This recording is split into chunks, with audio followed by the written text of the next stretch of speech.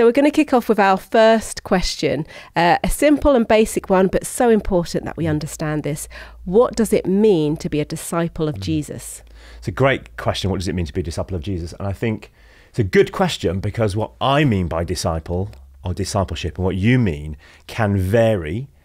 And the modern concept that we talk about in church as discipleship can vary from what Jesus talks about as discipleship. So there's an issue that if I'm using a word and I'm using it differently to the way that Jesus maybe used it, we can find ourselves thinking that we're a disciple of Jesus, but actually we're not the kind of disciple that Jesus is looking for. I do feel that sometimes we are more like historians of Jesus than disciples of Jesus.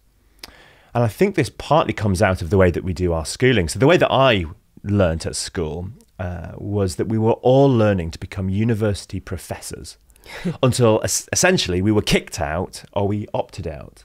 So I went to school and you were to pass a test that got you to the next round and the next level, and you would carry on until you decided a PhD wasn't for you, or somebody said this is not for you and they kicked you out. And what we've done is we've created a school system that's growing academics until we essentially opt out. So accumulating knowledge. Yeah, it's about accumulating knowledge. And then we've placed that upon the church because we thought, well, if that's what we do at school, then that's what we must do in the church. So we turn up to church to accumulate more knowledge about Jesus.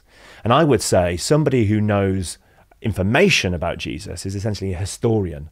And so we've got lots of people who I think they're disciples of Jesus, but actually what they are historians of Jesus. So I want to ask the question, what does it mean to be a disciple of Jesus in the way that Jesus talked about discipleship? So if you look at discipleship from what we would say is more of a rabbinical understanding, so what did the Jewish faith understand as discipleship 2,000 years ago? And I would say that really there are three things they had in their mind. One was that you would follow a rabbi, that you would copy your rabbi, and that you would carry the passion of your rabbi. So in many ways, it's about surrender and influence. What do I mean by surrender? Or, if Jesus says, come and follow me. When he says, come and follow me, he's essentially saying, will you surrender wherever your life is going and surrender your life to go where I'm going? Will you follow me? Will you go in the direction that I'm going in? And I love it when Jesus says follow, because in my mind, I'm thinking about Jesus is ahead and I'm following him behind.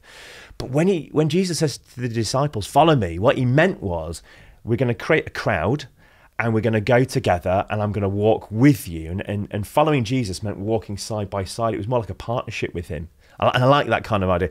So being a disciple is, am I willing to surrender my life to Jesus, to go where Jesus is going? So that's the first thing. The second thing is, am I willing to copy? Am I willing to allow Jesus to influence me? So one of our big issues, I think, in the church is around influence. Who is influencing your life the most?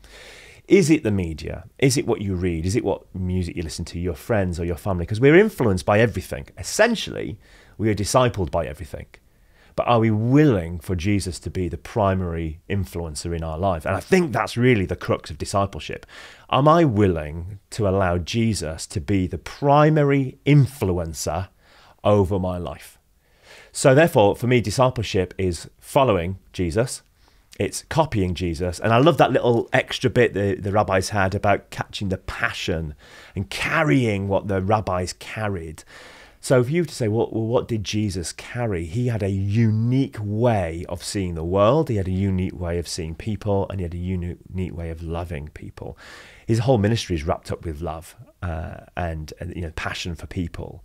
So what does it mean to be a disciple of Jesus? I would say it means following him and going where he's going, and not necessarily the plans and schemes that you have for your life. It's about copying and allowing Jesus to be that influence over your life and doing the things that Jesus did. Not what other religious people do, but what Jesus does. And then carrying this thing that Jesus carried, this passion for people, this passion for the poor, passion for healing and restoration. So for me, that is all of that stuff. That's discipleship. And it's certainly not simply just being a learner. It's actually more than just learning. I really relate to the idea of this knowledge thing, and almost like I'm in the club, I've prayed the prayer, I'm in the club, so that's it. But the idea of realising what that looks like practically in 2018, when we have busy lives, and we look back at the Bible and it seems like everyone had all the time in the world, and it seems that way, although I'm sure they had things to do. But what can those three things look like practically for a Christian in 2018? Okay. I would simply say this: it needs to be removed from the church. We need to stop seeing the church as the place that we do our discipleship, and we need to remove it and put it back into the world. Life is the main event. Church is just the pit stop. So in life, you look at the Gospels, where does Jesus spend most of his time? On roads, around dinner tables, not in synagogues, although he does spend a small amount of time in a synagogue. So it's about putting your faith back onto the streets, back into your workplace, and therefore in your workplace each day having those moments where we say, God, what does it look like for me today to be someone who's following Jesus with his ethics, copying Jesus in his way of life, and being passionate about the things that Jesus is passionate about in my workplace, in my school, in the playground, in the whatever, the bus stop, all of those natural and normal places. It's how do I put it there? And I think it's a mental church shift away from Sundays to the other 6 days. I like that. I like that. Well, thank you so much, Chris. I think that is a really great and practical answer for our first question of the series. Next week, we're going to be looking at how we can get more from the Bible as Jesus' disciples. So we look forward to that. But Chris, if anyone wants to find out more as we go along, where can we direct them to? Yeah, I'd say come visit us at wearemakingdisciples.com. We have a little website with lots of blogs and videos, and you can do some work there on your discipleship.